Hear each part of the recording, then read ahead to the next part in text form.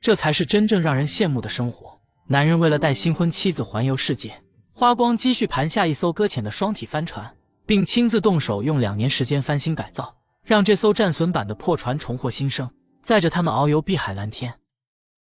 事情还要从去年说起，一场飓风席卷了加勒比海南岸，瞬间让无数人变得无家可归。这里原本是帆船的避风港，然而在飓风摧枯拉朽的肆虐下，许多船只被掀翻、撕裂，散落在红树林深处。沃拉斯和萨莎在开展救援工作时，发现一艘被掀翻在岸边的双体帆船。出于好奇，他们开着皮艇上前查看，船上的东西散落一地，贵重的物品早已被人洗劫一空，就连引擎也不翼而飞。不过好在船体结构还算完好，由于整个船身是被倒扣在红树林上，以至于船体未遭受海水的浸泡腐蚀，只要将船体给翻转过来，无需花费太多的时间和金钱就能让它重新扬帆起航。拥有一艘双体帆船一直是他们的梦想，此时想买下这艘船的想法不断地萦绕在他们耳边。经过多方打听，他们联系到了船主，最终以8万美金的价格将其买下。此外还需花费3万美金才能请来起重船将倒扣的船体翻转过来。由于起重船到达这里需要几天时间，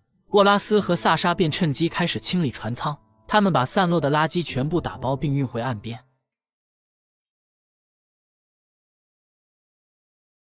为了减少在翻转船体时造成2次损伤，能拆除的部件都要尽数拆下。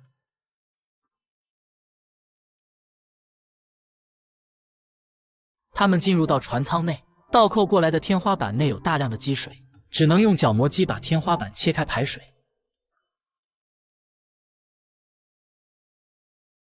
经过几天的清理之后，船舱变得整洁许多。虽然很多贵重的设备都被洗劫一空，但内部的线路以及装修状况依然完好，这也是他们愿意买下来自己改造的关键原因。为了确保帆船能顺利脱困，他们还特地拿来油具清理盘根错节的红树林。这么好的手艺肯定能找个好工作。想快速找工作、租房子、找生活服务、买车卖车，交给58同城就成。为了尽可能的减轻船体重量，他们还要找到帆船的水箱，并将其彻底清空。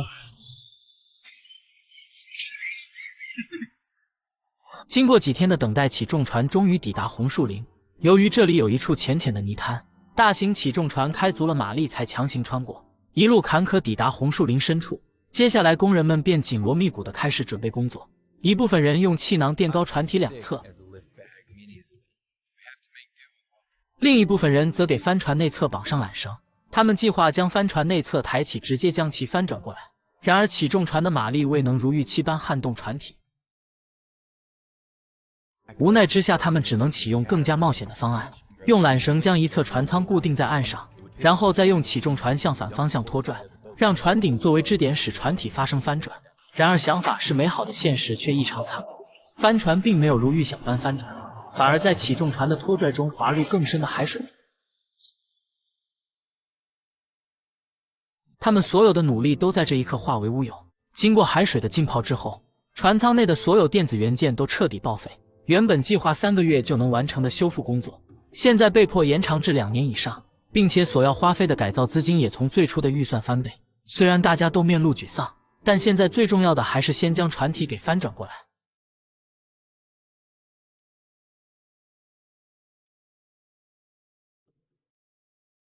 最终经过4个小时的努力，他们终于将帆船成功翻转。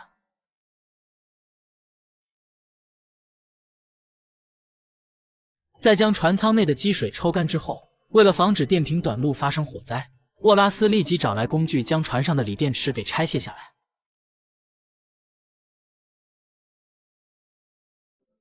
虽然船体进水导致他们的改造计划严重受阻，但经过一晚上的情绪调整，第二天夫妻俩依然微笑地面对这一切。接下来他们需要做的就是将散落在红树林上的配件全部收拾打包好放到船上。之前他们帮助这里的居民重建家园，热心的村民也主动前来帮忙他们收拾东西。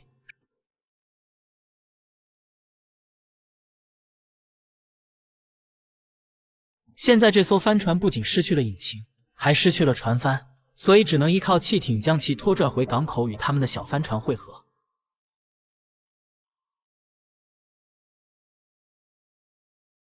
为了筹措改造资金，后续这艘帆船他们决定要卖掉。不过在此之前，还要依靠它来将双体帆船拖到38英里外的香料岛码头上。他们扬帆起航，海风裹挟着咸涩气息拂过甲板，船尾拖曳着双体帆船划开墨蓝海面。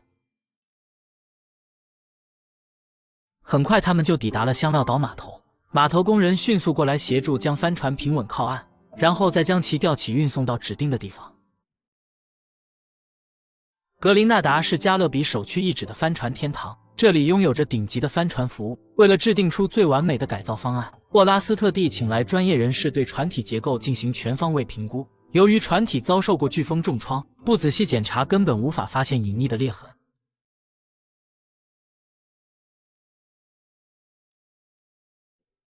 船头还有一处严重的结构性损伤，想要修复就需要切割开来，然后再用玻璃纤维与树枝重塑。既然需要切开重做，沃拉斯决定不如干脆直接将船体延长，以增强航行稳定性与内部空间。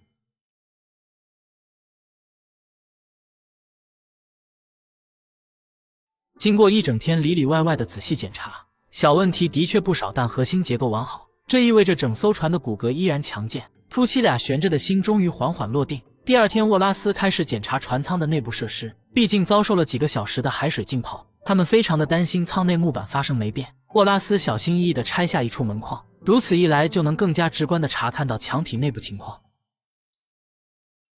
好在这艘船的用料极为考究，大部分的板材都没有发生霉变。在对地板测量时，他们发现地板存在着一些偏差，推测是在吊船翻转时导致船体轻微扭曲，但好在并未影响承重结构。以上这些问题都是可修复的范畴。为了能更清楚地了解船内真实状况，沃拉斯还找来了微型摄像头，深入到船体夹层与管道暗格中探查。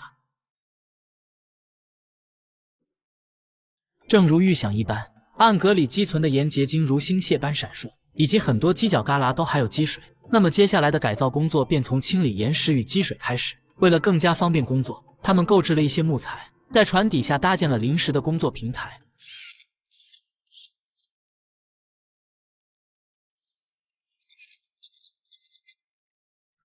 而后再把他们的工具全部转移到工作台上，后续的使用时就会方便许多。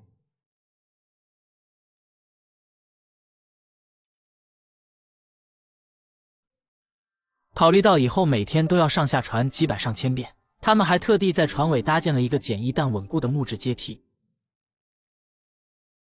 趁着今天阳光正好，沃拉斯拿来高压水枪接上淡水，先对船舱内部进行彻底冲洗，清除残留盐分与杂质。完事后架上电风扇加速空气流通，使水分挥发。厨房内的各种电器都需要统统拆除。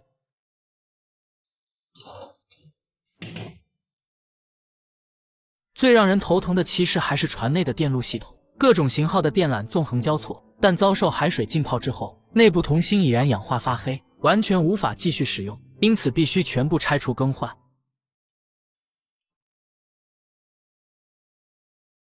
沃拉斯尽可能的把还能利用的配件收集起来，毕竟后续改造要花费相当多的马内，能省一点就省一点是一点。桅杆虽然断成了2节，但其实上面的很多配件都完好无损，比如绞盘、滑轮和锁具固定件，把这些配件拆下来，后续说不定还能派上用场。别小看这些个不起眼的小配件，随便一个都是动辄几十上百刀。主卧不仅有超大的卧室，还有配套的独立卫浴与衣帽间，但考虑到他们的长期居住需求，决定对卧室的空间进行功能性重构，因此除了船体的主体结构之外，其余的内饰都要全部拆除。主船舱的过道中间是洗衣区，洗衣机被螺栓牢牢固定在柜子内。他们尝试卸下螺丝，然后再把洗衣机给移除，但经过多种尝试，发现根本行不通。无奈之下，只能通过暴力解决。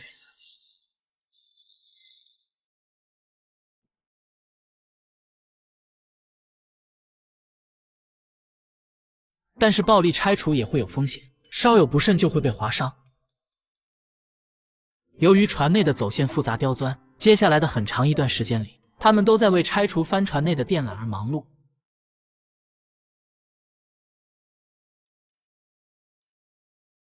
经过2周时间的高强度作业，船舱内的电器和电缆终于全部清理完毕。没想到一艘双体帆船内竟然用到这么多的电线，为了满足好奇心，他们特地称了一下重量，足足有702磅。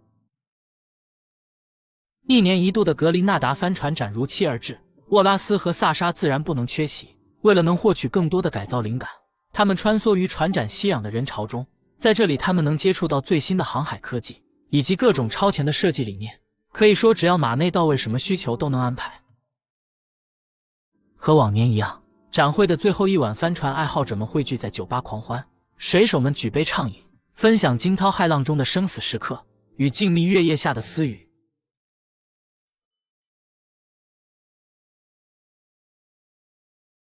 狂欢结束之后，大家又各自回到海上漂泊，以海为图，以风为信，以船为家。或许这便是航海人的浪漫。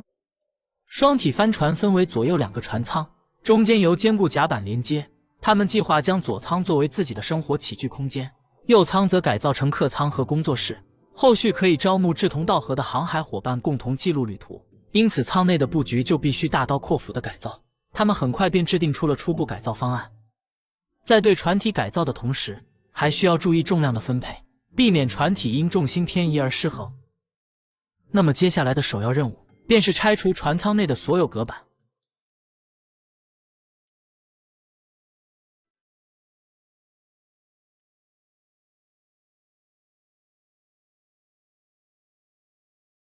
经过一顿疯狂拆解，船舱内的木板几乎都被清空。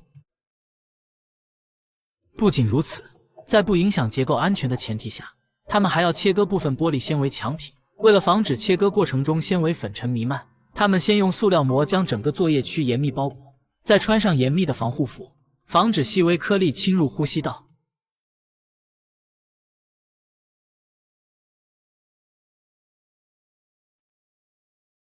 经过拆除之后，船舱空间变得宽敞很多。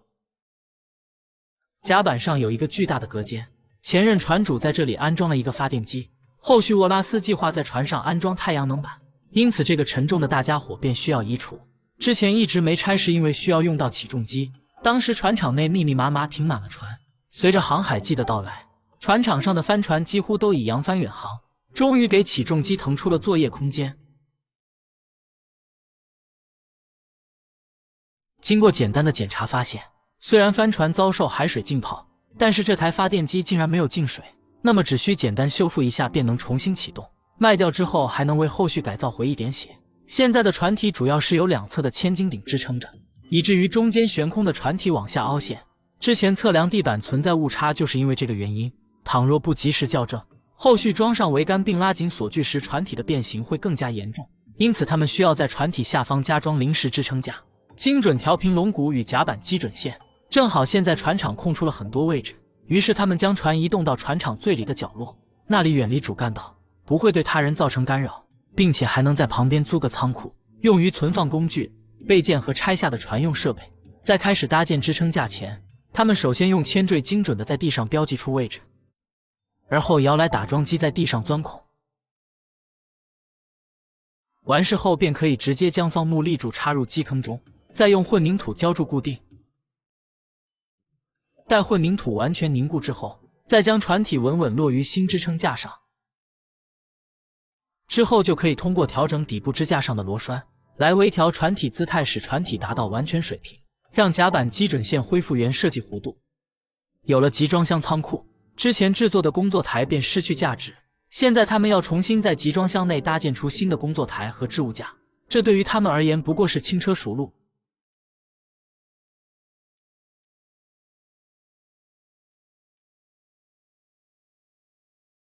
重新把工具分类安置好之后，帆船的改造正式进入核心阶段。首先就是要对船体进行一次大清洗。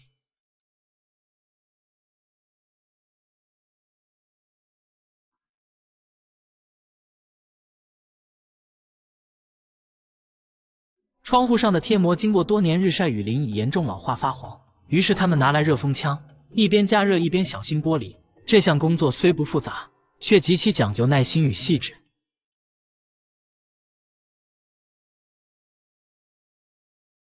两侧船舱底部都设置了逃生窗，平时可以通过逃生窗欣赏海底景色，如果遇险时则能迅速敲碎作为紧急出口。但也有发生过逃生窗破裂导致船体沉没的事故，因此是否还要保留逃生窗，成为了一个必须审慎权衡的安全命题。在做出决定之前，他们对玻璃的墙体进行了粗暴的抗冲击测试。